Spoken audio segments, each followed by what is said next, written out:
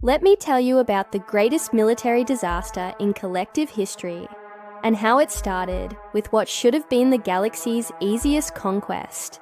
The year was 2147 by human reckoning, though the Galactic Collective used a much more sensible calendar system that nobody could actually remember. The Council of Apex Species had just finished their annual meeting, which mostly consisted of arguing about whose turn it was to bring snacks and why the Xanthari kept forgetting to mute themselves during bathroom breaks. But on this particular day, they had actual business to discuss: the humans. "Let me get this straight," said High Commander Vexthor of the Christian Empire, his scales shimmering with what might have been disbelief, or possibly just poor lighting. "They've been in space for less than 1,000 of their years. They don't have quantum displacement drives. Their ships still use fusion." He pronounced the last word the way you might say leeches or Brussels sprouts. Ambassador Quillix of the mothership Concordat rippled her tentacles in agreement. "Our intelligence suggests they're still arguing about whether their planet is getting warmer. Half of them don't believe in their own atmospheric science." "And yet," interrupted Grand Admiral Morphus, because Morphus always interrupted. It was kind of his thing. "They've colonized 73 systems in under 2 centuries. The Zexians took 4,000 years to colonize 12. The Zexians," someone muttered, "are very thorough. The Zexians," someone else corrected, "move like continental drift." Morphus continued, as if no one had spoken. "The humans are expanding at a rate that violates at least 6 of our mathematical models. They terraform planets that shouldn't be terraformable. They mine asteroids in systems so radioactive that our suits would melt. And they do it all while listening to something they call classic rock at volumes that would be considered weapons violations in civilized space. So we crush them," Vexthor said, "simply before they become a problem." That's what the Yithan Hijgamani said. The room went quiet. Everyone remembered the Yin incident. The Yithran Squillic said carefully sent a minor enforcement fleet, 12 ships, standard intimidation protocol, and prompted someone who clearly hadn't read the briefing materials, and nothing. The ships arrived at the human colony on Proxima 7, broadcast the standard cease expansion message in 47 languages, and waited for the inevitable capitulation. But the humans said no. Another pause. In the collective, when a Tier 5 species told a Tier 1 species to cease expansion, they ceased expanding. It was basic galactic etiquette, like not teleporting into someone's bathroom or double dipping at the cosmic buffer. "Define no," Vexthor said they said, and I'm reading from the translated transcript here. "Thanks for the input, but we're good. Have a nice day. P.S. Your accent is adorable."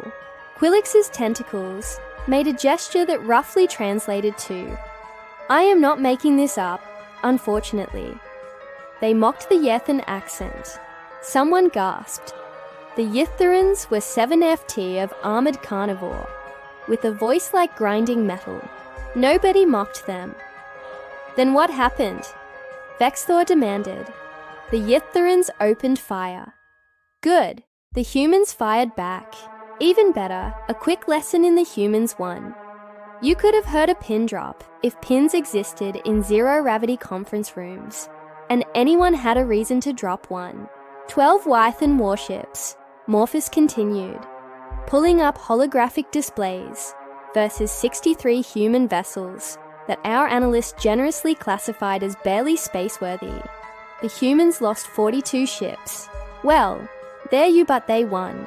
Every Yithran ship was destroyed or captured. The humans then salvaged everything, reverse-engineered the weapon systems in 6 months, and sent a message to the Yithran homeworld, asking if they wanted to go again, or talk this out like adults. Vexthor's scales went from shimmering to full strobe light panic. That's not possible. And yet, Morphus waved a claw and a new display appeared. Since then, the humans have had 17 additional defensive engagements with various species. They've lost every single battle by conventional metrics. Higher casualties, more ships destroyed, worse technology. Then why do I sense a but coming? But they've won every single war, usually within a few months, sometimes within weeks. The room erupted in protests, questions, and what might have been nervous chittering from the insectoid delegation in the back. Impossible. Our models don't allow for that.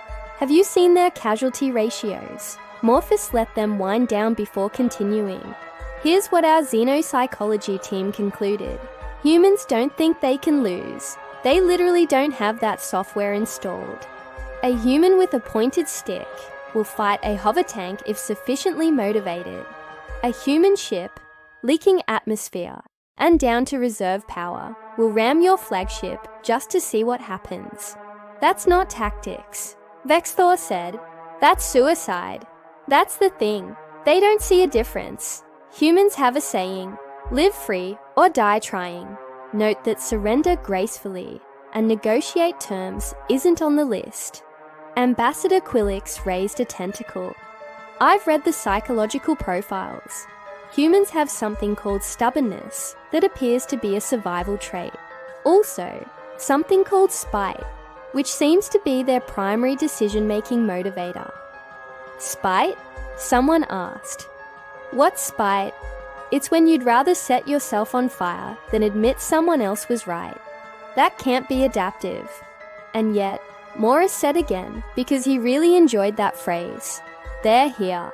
They survived ice ages, supervolcanoes, 12 separate extinction events, and somehow came out the other side with the cognitive capacity to build spacecraft out of, as one of their engineers put it, determination and poor impulse control. Grand High Counselor Rathman, who'd been silent until now, finally spoke. The counselor was ancient, had presided over the collective for 3,000 years, and allegedly once negotiated peace between the machine consciousness and the hive mind after their very public divorce. When Rathman spoke, people listened. So, the counselor said slowly, you're suggesting we leave them alone? Absolutely not, Morphus replied. We need to establish dominance before they decide to establish it for us. But we need to do it properly. With overwhelming force, with our absolute best. You want to send the Void Legion. The temperature in the room seemed to drop. The Void Legion was the collective's answer to every problem that couldn't be solved with diplomacy, trade negotiations, or aggressive passive aggression. They were recruited from the most dangerous species in known space. They trained in environments that would kill most beings in seconds. They didn't just win battles, they won them so decisively that the enemy's grandchildren would surrender preemptively. I want to send Strike Commander Kyle and his entire division. Morphus confirmed. 10,000 of our finest warriors. Ships fitted with technology the humans won't see coming. We jump into their home system, demonstrate overwhelming superiority, and accept their surrender. And if they don't surrender, then we'll learn why they should have. Strike, Commander Kale of the Void Legion, stood on the bridge of the Eternal Reckoning and wondered if he was about to make history or become a cautionary tale. The human home system, Sol they called it, after their star, hung in the viewport, like a collection of unremarkable rocks, orbiting an unremarkable sun. Intel said there were roughly 30 billion humans in this system alone, spread across multiple planets, moons, orbital stations, and what appeared to be an asteroid they'd hollowed out and turned into a nightclub. Scanners picking up 1,700 defensive satellites, reported his tactical officer, a Xenorite named Thresh, whose species had evolved in the crushing gravity of a super-Earth, and thought pain was a suggestion. 1,700 Kyle's mandibles twitched. That's their idea of system defense. also detecting 462 manned defense platforms, 631 warships of various classes, and approximately 9,000 smaller vessels that might be military, civilian, or according to the database, weekend hobbies. Apparently, some humans build armed spacecraft for recreation. Sir, Kale decided not to think about that too hard. His own species, the Vrex, had been conquering systems for 10,000 years. They were 8 FT'd of armored muscle, had redundant organs, could survive in vacuum for up to an hour, and could bench press a small car. They were very proud of the bench pressing thing. The Void Legion he commanded represented the finest warriors from 12 species, piloting ships that could crack planets. And he was supposed to be worried about a species that built warships as a hobby. Open a channel, all frequencies. Let's get this over with. The comm officer, a Zethian with 12 eyes and a persistent anxiety disorder, worked his console. Channel open, sir. Kyle straightened, let his natural predator instincts show, and spoke in the most intimidating voice he had perfected over 3 decades of military service. Humans of Sol System, this is Strike Commander Kale of the Galactic Collective Void Legion. You have violated collective expansion protocols and engaged in hostilities with member species. You will cease all expansion activities, submit to collective oversight, and prepare to be integrated into civilized society. You have one of your hours to respond. Kale out, he cut the channel and turned to his staff. Well, that sounded very intimidating, sir, offered his executive officer. Thank you, Vaughn. They waited. Military protocol suggested that a Tier 5 species, when confronted with overwhelming force, would need roughly 30 minutes to panic, 10 minutes to argue among themselves, and 15 minutes to compose a suitably submissive response. The humans responded in 90 seconds. Incoming transmission, sir. Put it through. The screen flickered to life, showing a human male in what appeared to be a military uniform, though it was difficult to tell, since he was also wearing what looked like a knitted sweater over it. Behind him, visible through a window, was Earth, their homeworld, hanging in space like a blue and white marble. This is Admiral David Harrion, Earth Defense Fleet, the human said cheerfully. He had grey hair, smile lines around his eyes, and the general demeanour of someone's favourite uncle. Thanks for the message, Commander Kyle. We got it loud and clear. Kel waited for the surrender terms, and waited some more. Is that all? He finally asked. Oh, you want our response? Right. Sorry, we're a bit busy today. There's a situation with Jupiter Station. Long story. But yeah, about your ultimatum. We discussed it, took a vote, and the answer is no. But we appreciate you asking nicely. Kale's tactical officer made a choking sound. His executive officer's scales went pale. Somewhere in the back of the bridge, someone whispered a prayer to their gods. You refuse? Yeah, the whole cease expansion thing isn't really going to work for us. We've got like 100 colony ships launching this month alone. Also, civilized society. Heron made air quotes, which Kyle didn't understand, but found vaguely insulting. No offense, but we've read the collective charter. You guys still have slavery in 16 member states. Your justice system makes trial by combat look sophisticated, and apparently nobody's figured out universal healthcare. We're going to pass. This is not a negotiation, Admiral. This is a statement of reality. You cannot win. Can't we? Heron leaned forward, and suddenly his affable uncle routine vanished. His eyes went cold and hard. Let me tell you what's going to happen, Commander. You're going to do whatever it is you came here to do. You're going to fire some weapons, blow up some stuff, maybe kill some of us. It's going to seem like you're winning because we will be winning.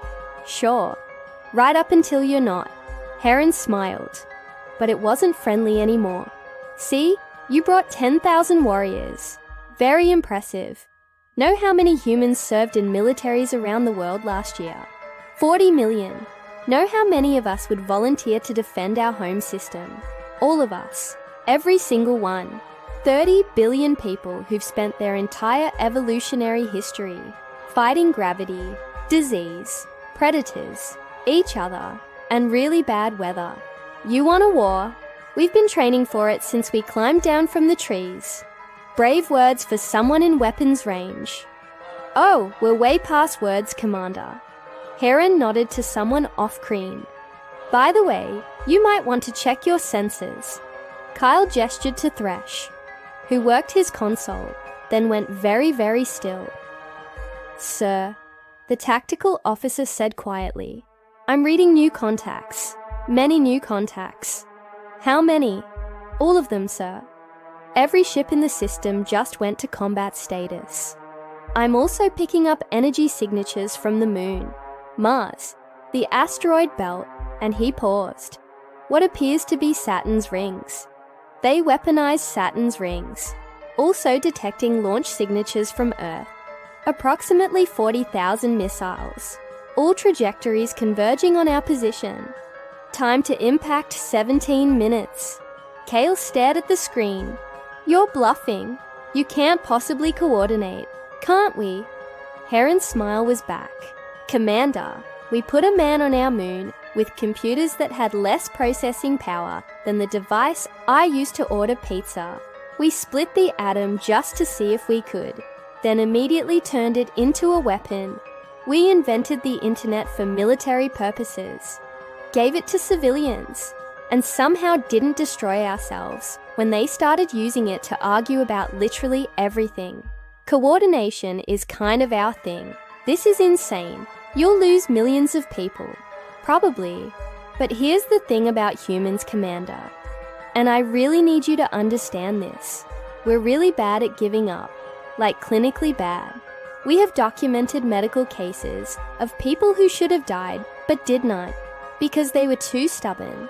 We once had a guy get his arm trapped under a boulder in a remote location, and instead of waiting to die, he cut his own arm off with a pocket knife and walked to safety.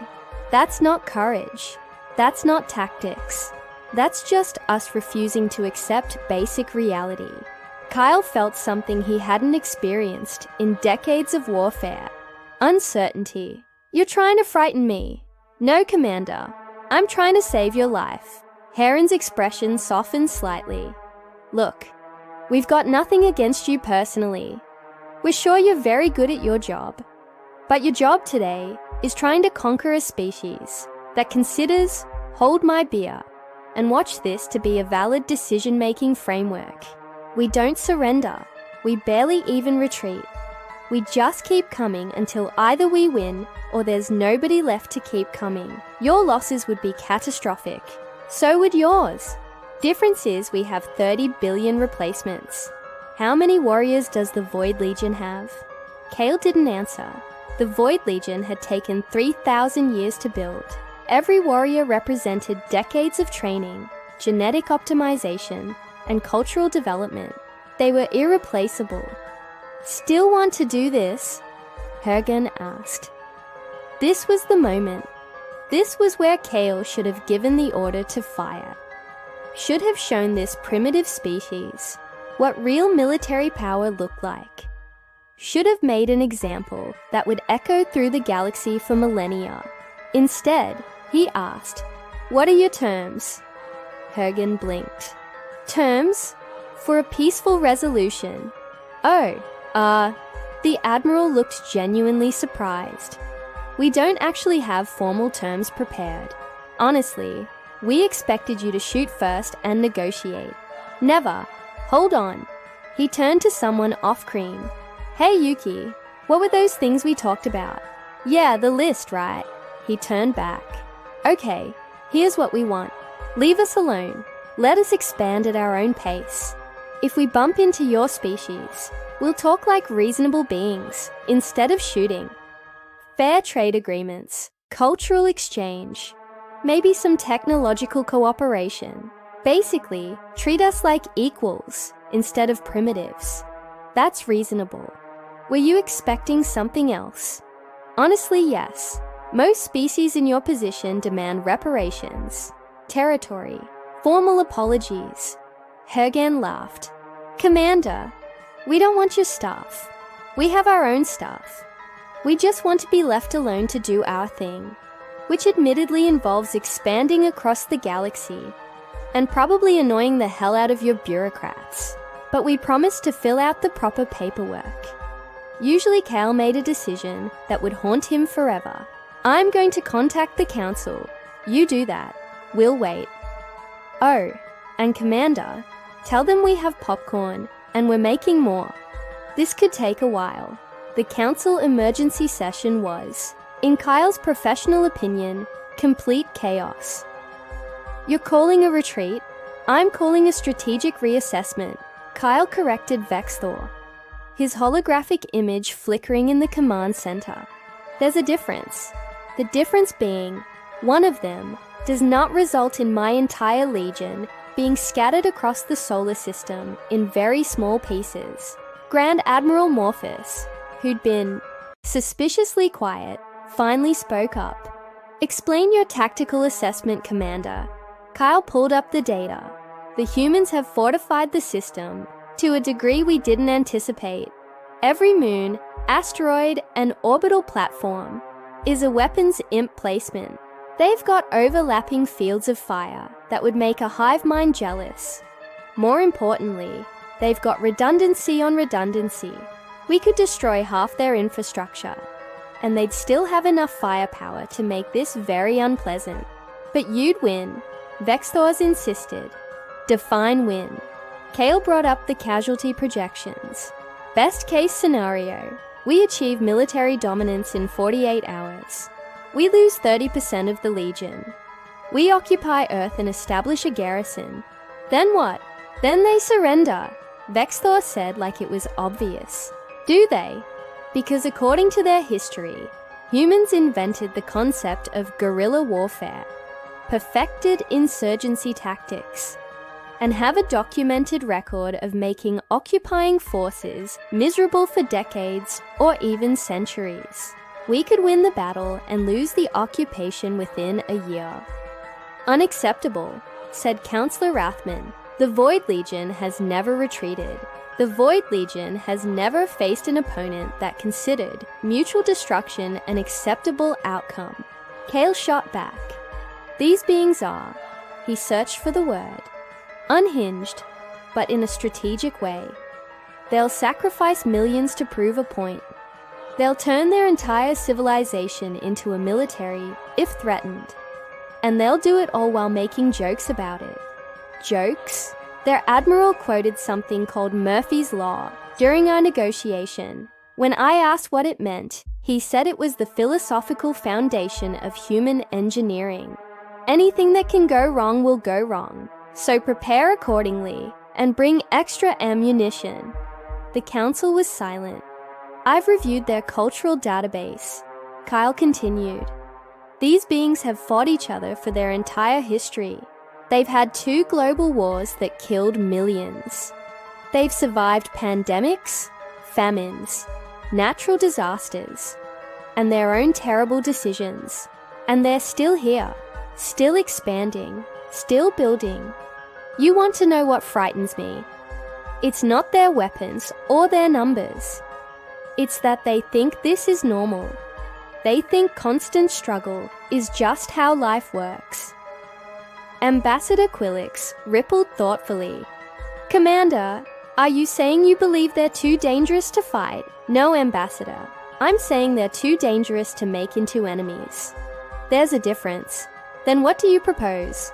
Asked Morphus. Kyle took a breath. This was career suicide, but he'd seen enough warfare to recognize an unwinnable situation. I propose we accept their terms. We establish diplomatic relations. We treat them as equals, observe their expansion, and hope that their natural tendency toward cooperation outweighs their tendency toward violence. Hope. Vexthor's scales flashed. The Void Legion doesn't operate on hope. Then call it strategic patience. Kyle snapped. Because the alternative is that we turn this into a war of attrition with a species that invented the concept. We lose the Legion. They lose millions of civilians. And in 100 years, they come for revenge with ships built from our salvage. And a grudge that's become part of their cultural identity. Is that what you want? Because that's what their history says will happen. The council chambers were silent except for the ambient hum of the station's systems. Finally, Councillor Rathman spoke. The commander has a point. We cannot afford to lose the Void Legion on principle. And if these humans are as adaptable as they appear, the ancient being's voice trailed off thoughtfully. Perhaps we've been asking the wrong question. What question? Someone asked. Not can we conquer them, but what happens if we try and fail? Rathman's image leaned forward. The collective has endured for 50,000 years, because we've been wise enough to recognize which battles to fight. This may not be one of them. You're suggesting surrender to a Tier 5 species? Vexthor protested.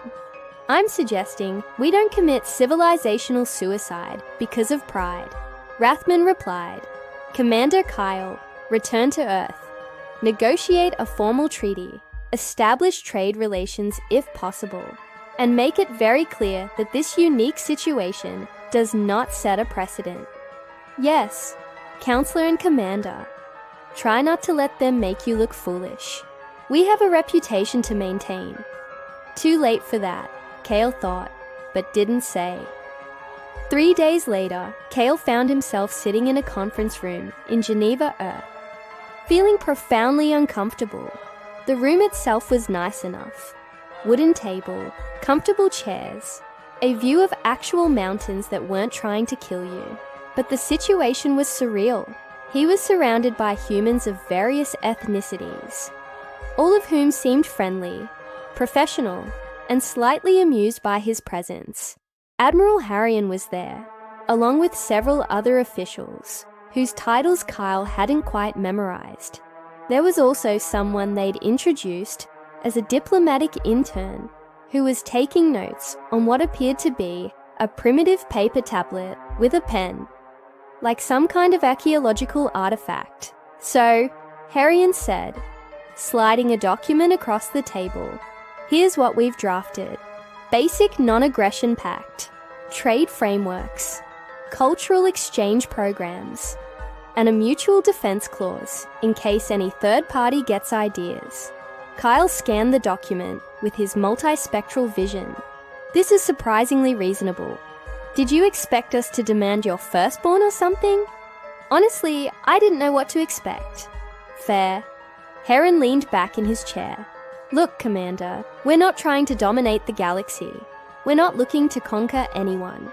We just want to expand, explore, and not have every advanced species treat us like we're still banging rocks together. You were banging rocks together 5,000 years ago, and we turned those rocks into spacecraft. Character development. Heron grinned. Point is, we'd rather have trade partners than enemies. Your technology is impressive. Our industrial capacity is apparently alarming. And together, we might actually accomplish something. Kale considered this. What's to stop you from reverse engineering our technology and then expanding into collective space? Same thing that stops you from reverse engineering ours. Basic decency and the mutual recognition that cooperation beats competition. Heron paused. Also, we've got a pretty strict patent law system, and our lawyers are terrifying. Your lawyers, specialists in legal combat.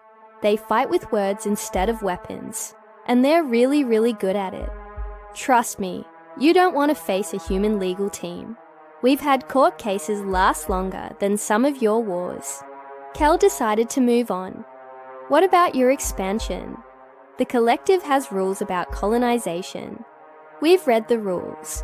We think they're stupid, but we're willing to compromise.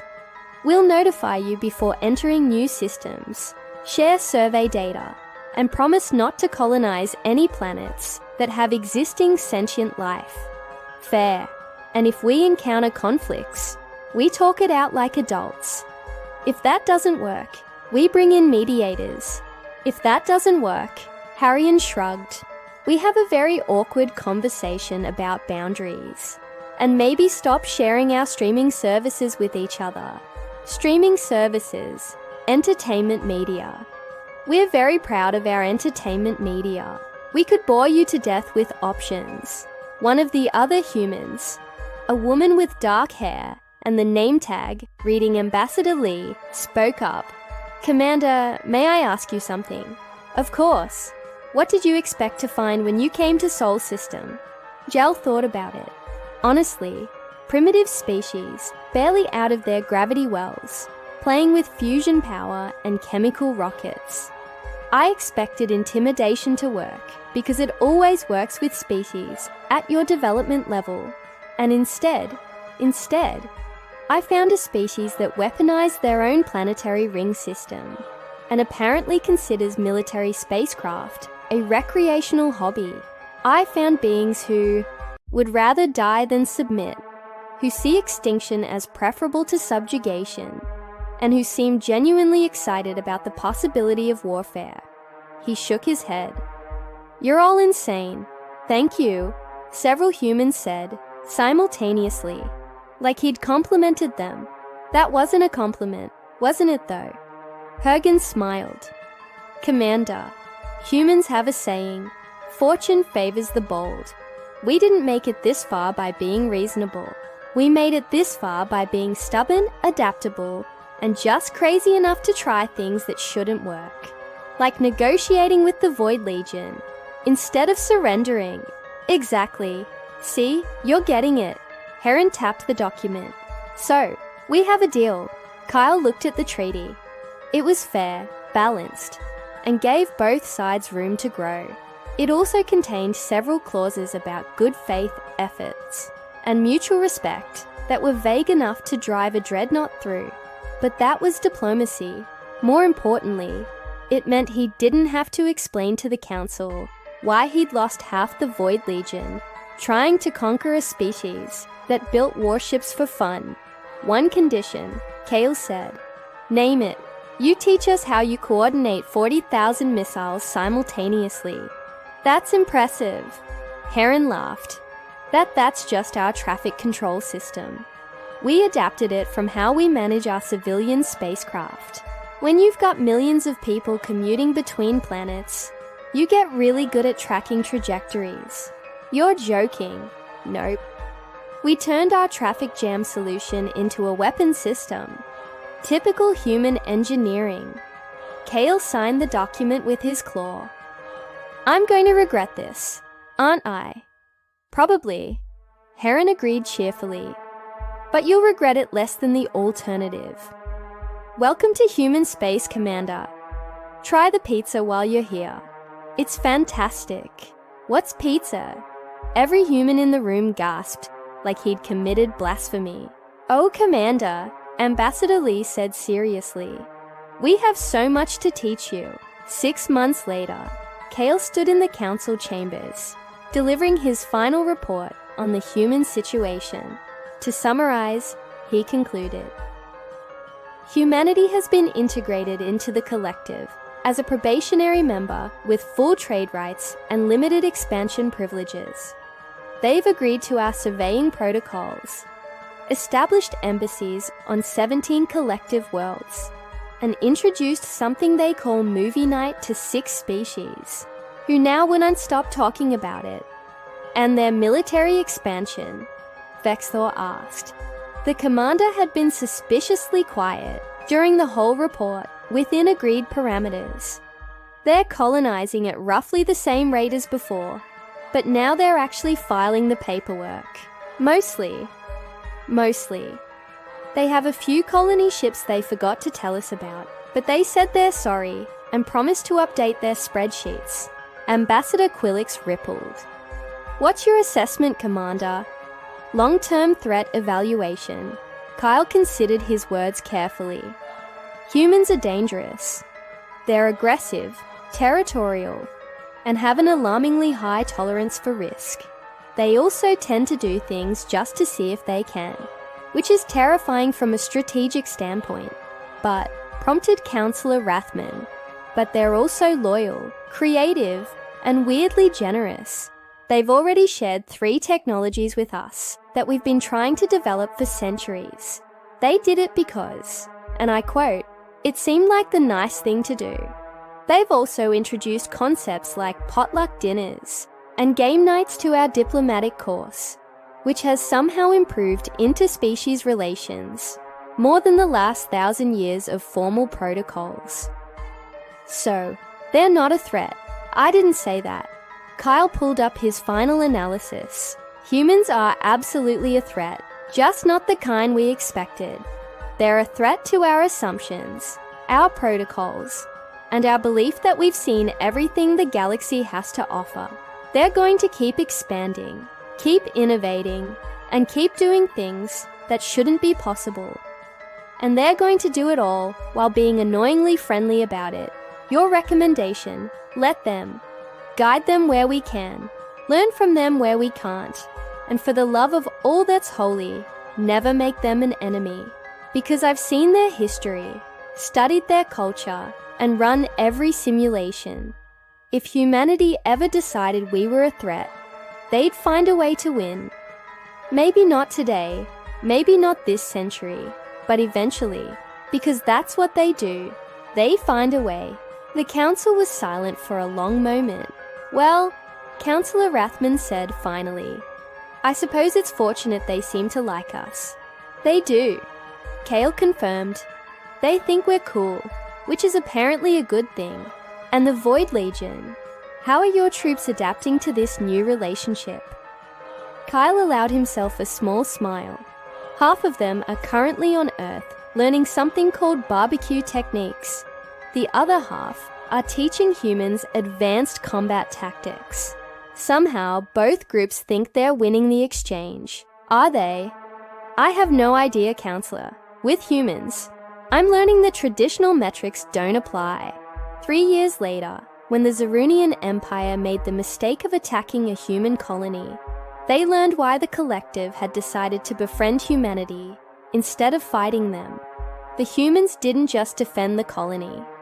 They counterattacked, liberated 4 Zarunian slave worlds, introduced democracy to a civilization that had never heard of it, and somehow convinced the Zarunian civilians to overthrow their own government.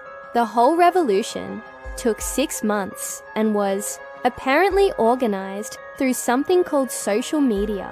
When asked how they'd done it, the human coordinator said, "We just showed them that there was another way." Turns out, people don't like being enslaved. Who knew?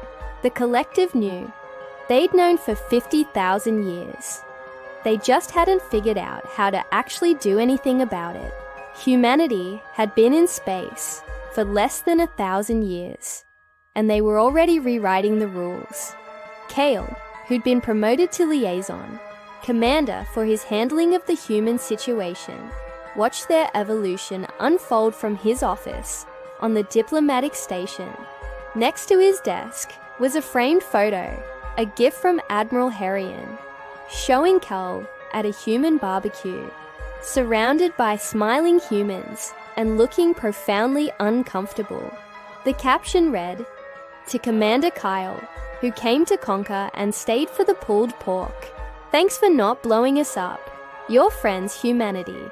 He kept it as a reminder that sometimes the most important military victories are the battles you don't fight.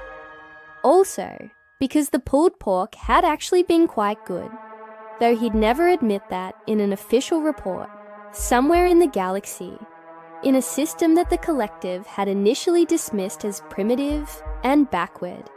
30 billion humans were going about their lives, working, loving, arguing, dreaming, and planning their next impossible achievement. And the strongest among the collective had learned a valuable lesson. When humans say, "Watch this," what they really mean is, you're about to be really impressed or really horrified, possibly both, usually both. the Void Legion never tried to conquer them again, but they did keep sending representatives to those movie nights.